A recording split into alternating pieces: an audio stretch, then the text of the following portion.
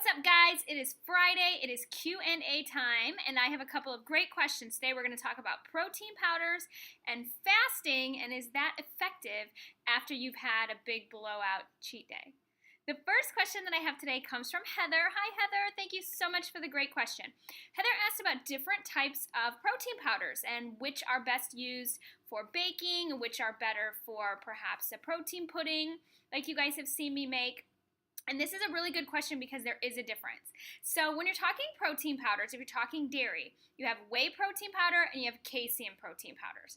So the difference between whey and casein is they're both byproducts of milk, but they have different qualities. So a whey protein powder is much more rapidly absorbed. So if you're doing protein powder as a supplement, whey is great after your workout because this can go right into your muscles.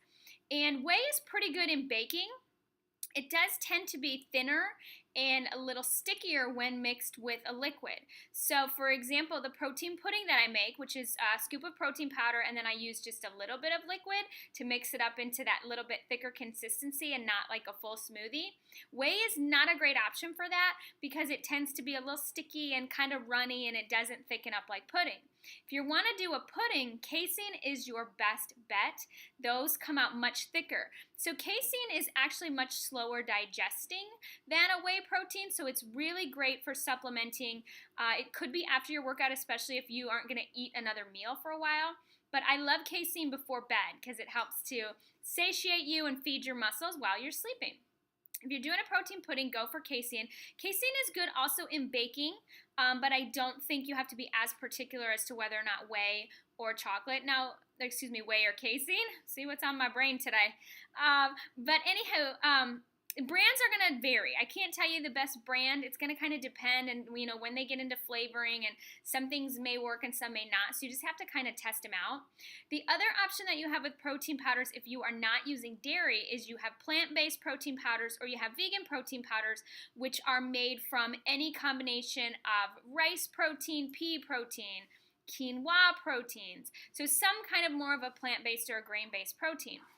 Those are probably going to be a little bit thicker and less sticky than a whey protein, but it's going to depend what the blend is, and because different brands use different blends, you just have to kind of try it and see. But that is a rundown on protein powders. Thank you so much, Heather, for the great question.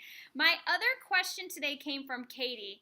And Katie asked about fasting diets. Now, specifically your question, Katie, was hearing that people use that after a cheat day. Like supposedly you go out on Saturday and you kind of go way overboard and you have a big meal and you have a couple drinks and maybe you choose to fast the next day to make up for it.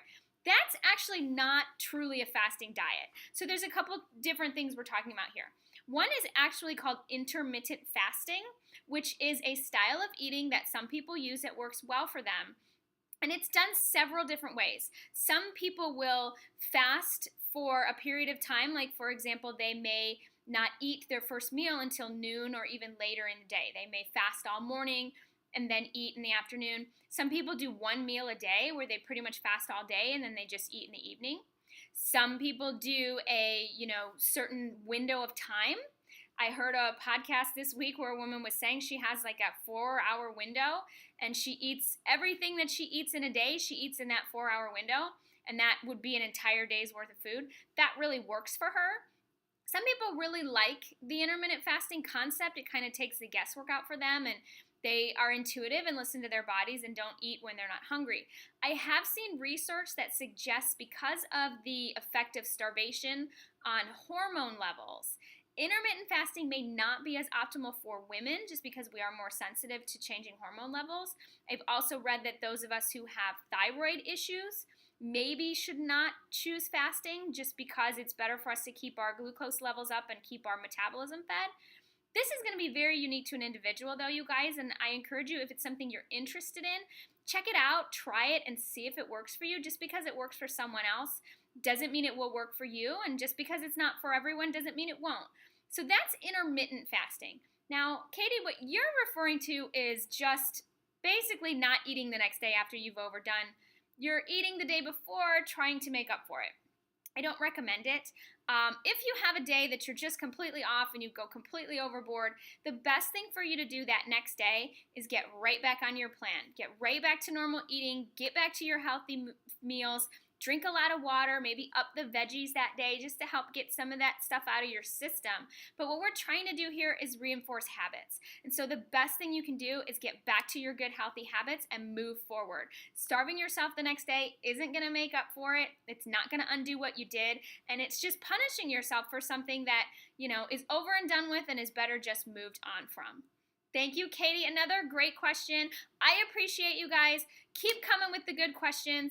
If you haven't already, make sure you go to my website and get your copy of my free ebook, Weight Loss Jumpstart. If you have questions about how many calories you should eat, how to figure out what your macros are, the best way to exercise for weight loss, it's all in there. This is the process that I use with my clients who've had great results.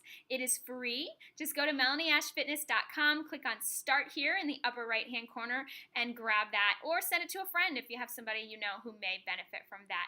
As always, please enter your questions on Facebook. I do these videos every Friday. Can't wait to hear what you're curious about and answer it for you next week.